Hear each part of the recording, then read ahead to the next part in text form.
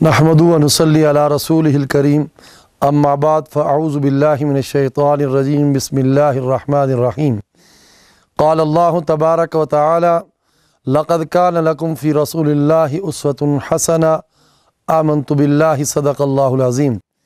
اللہ جل جلالہ نے انسانیت کی رہنمائی کے لیے اور انسانیت کی دنیا اور آخرت کی کامیابی اور کامرانی کے لیے یہ ہمارے اوپر احسان فرمایا، اور جو راہ ہمیں بتائی ہے قرآن کریم فرقان حکیم نے اس کا یوں ذکر فرمایا کہ تمہارے لیے زندگی بسر کرنے کا جو سب سے بہترین طریقہ ہے وہ سرکار دو عالم صلی اللہ علیہ وسلم کی مبارک زندگی ہے۔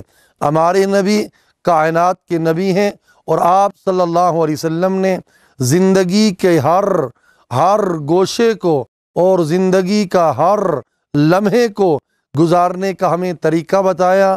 آپ صلی اللہ علیہ وسلم بحیثیت معلم کائنات میں سب سے بہترین معلم کی حیثیت سے ہیں۔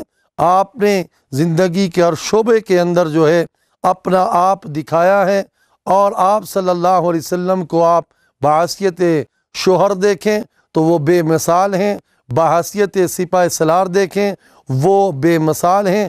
آپ صلی اللہ علیہ وسلم کی زندگی بے مثال ہے، اور آپ صلی اللہ علیہ وسلم کی زندگی کے اپنانے ہی کے اندر دنیا کا بھی اور آخرت کی کا بھی جو کامیابی اور کامرانی کا راز ہے۔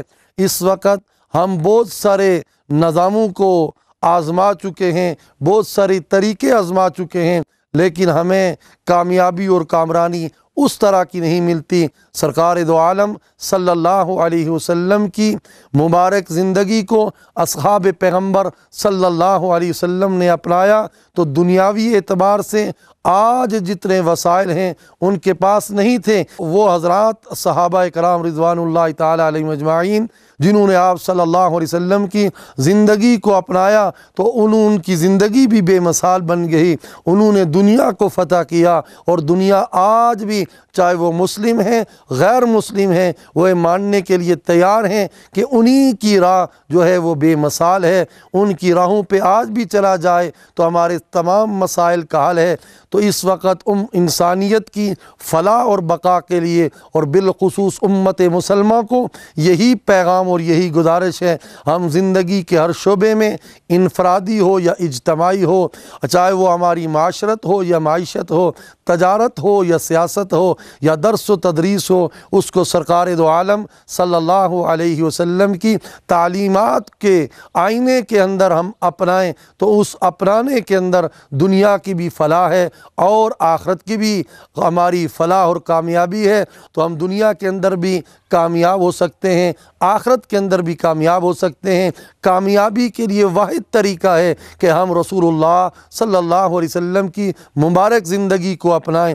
محبت رسول کا تقاضا بھی یہی ہے، اور محبت رسول کی عملی صورت بھی اتباع رسول ہے، اتباع سنت ہے۔ پروردگار عالم کی بارگاہ میں دعا ہے اللہ مجھ سمیت پوری امت کو پاک پیغمبر صلی اللہ علیہ وسلم کی اتباع کے اندر زندگی بسر کرنے کی توفیق نصیب فرمائے۔ وآخر دعوانا ان الحمد للہ رب العالمین۔